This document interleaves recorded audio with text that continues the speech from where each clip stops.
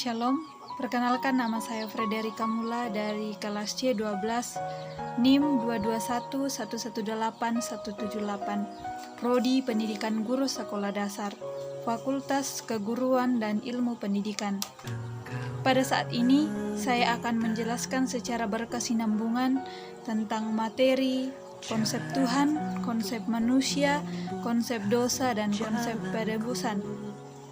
Yang pertama ialah melalui konsep Tuhan. Tuhan menyatakan dirinya melalui dua hal, yaitu wahyu umum dan wahyu khusus. Wahyu umum adalah Allah menyatakan dirinya kepada semua orang. Contohnya, yang pertama melalui alam, yang kedua sejarah atau histori, ketiga kesadaran hati manusia atau hati nurani. Yang kedua, wahyu khusus. Allah menyatakan dirinya secara khusus kepada orang-orang secara spesifik di suatu waktu. Contoh, yang pertama melalui Yesus Kristus yang bersifat personal, dan yang kedua melalui Alkitab yang bersifat proporsional. Dalam konsep Tuhan, kita juga mengenal dengan doktrin Tritunggal, yaitu Allah Bapa, Allah Anak, dan Allah Roh Kudus. Allah Bapa sebagai pencipta, Allah Anak sebagai penebus, dan Allah Roh Kudus sebagai penghibur atau pelepas. Seperti dalam kitab Ulangan pasal 6 ayat 4, yaitu Tuhan itu Esa. Dalam Matius pasal 28 ayat 19, Bapa, Anak, dan Roh Kudus. Dan dalam pertama Yohanes pasal 5 ayat 7 hingga ayatnya yang ke-8 yang mengatakan, sebab ada tiga yang memberi kesaksian di dalam surga, dan ketiganya adalah satu.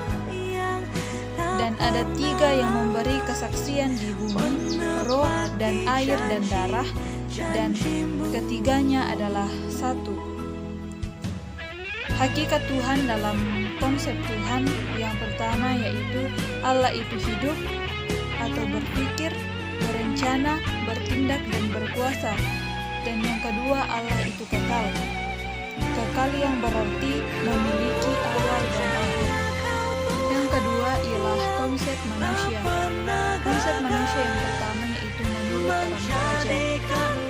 Sebelum orang Toraja mengenal dan memeluk agama Kristen, orang Toraja memiliki kepercayaan yang disebut dengan Aluk Todolo, yang artinya agama para leluhur. Aluk Todolo dimulai dari langit atau alam atas, di kalangan dewa-dewa, lalu turun dalam kehidupan orang Toraja yang sampai saat ini masih dianut sebagian besar masyarakat Toraja.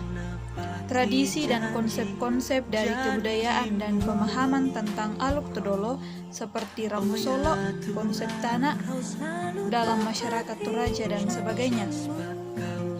Konsep manusia yang kedua yaitu manusia menurut agama Buddha. Dalam agama Buddha, manusia adalah kumpulan dari energi fisik dan mental yang selalu dalam keadaan bergerak.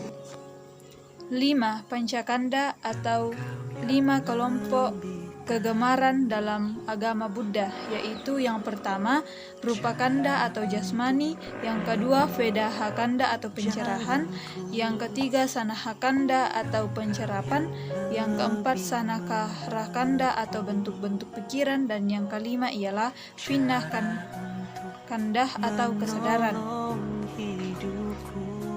Tujuan akhir manusia dalam agama Buddha adalah mencapai nibbana atau kesempurnaan.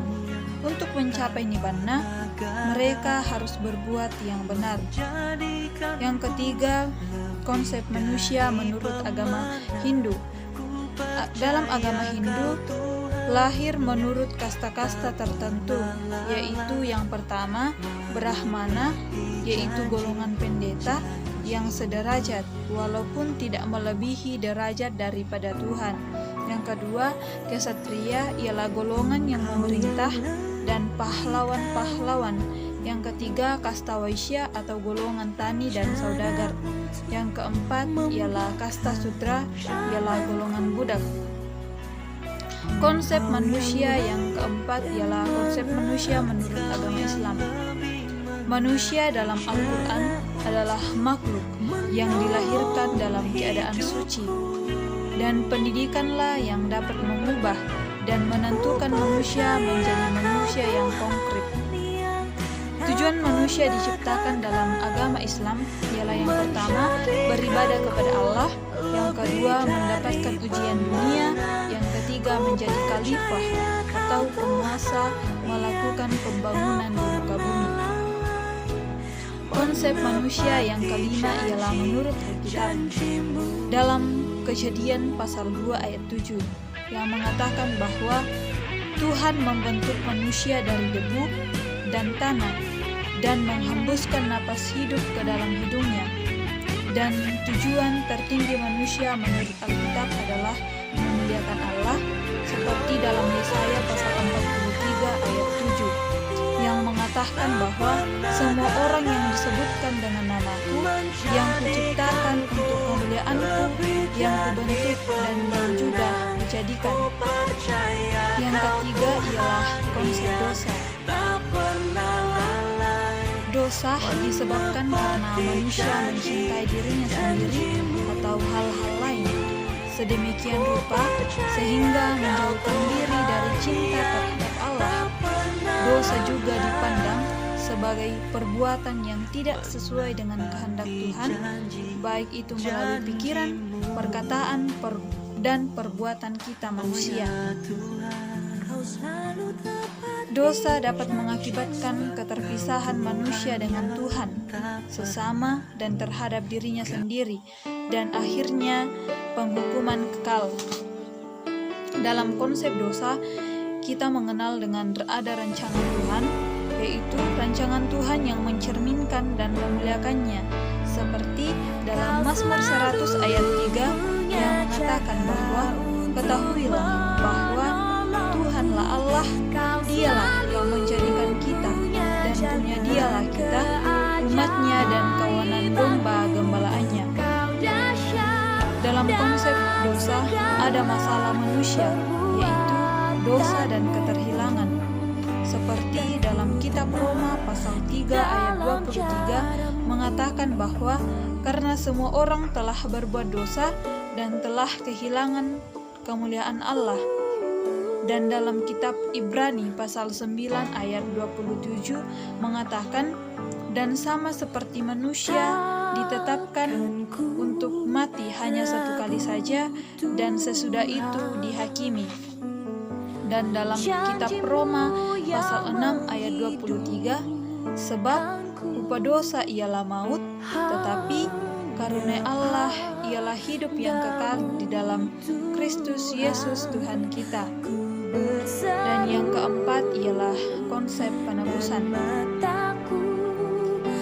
Penebusan dosa adalah doktrin yang menggambarkan bagaimana manusia dapat diperdamaikan dengan Allah dalam teologi Kristen.